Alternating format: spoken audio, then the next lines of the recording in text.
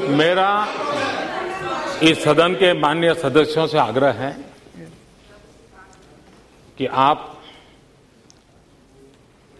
समय आने पर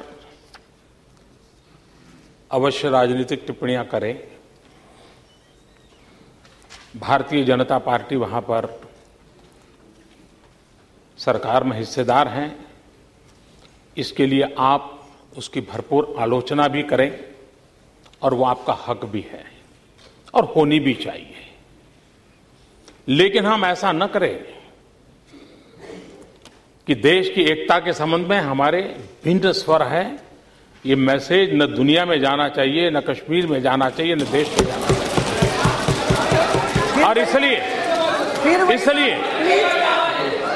इसलिए मैं इस सदन को और पूरे देश को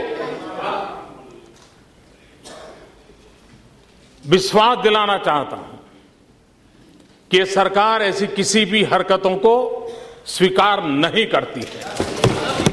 देश की एकता और अखंडता में कोई समझौता हमें मंजूर नहीं है। संविधान की मर्यादाओं में ही कदम उठाए जाते हैं। कदम भी संविधान की मर्यादाओं में ही उठाए जाते हैं, आगे भी उठाए जाएंगे। और इसलिए मैं इस सदन को विश्वास दिलाता हूं। दूसरा, मोदी जी चुप क्यों हैं? मैंने उस सदन में भी इस विषय में विस्तार से अपनी बात कही थी और इसलिए ऐसा कोई कारण नहीं है कि हमें चुप रहना पड़े।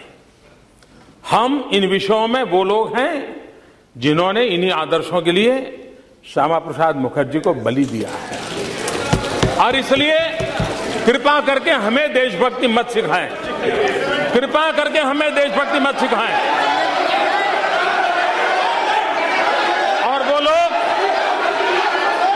लोग जिन लोगों के साथ, और मैं आपको कहना चाहता हूं, हमने कुछ बातों का क्लैरिफिकेशन मांगा है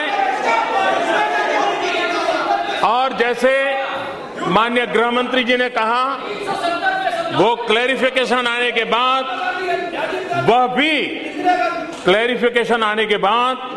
वह भी सदन को जानकारी दी जाएगी। और इसलिए मैं फिर एक बार कहता हूं, यह आक्रोश किसी दल का नहीं है, यह आक्रोश देश का है। यह आक्रोश उस बेंच का और इस बेंच का नहीं है, यह आक्रोश पूरे सदन का है।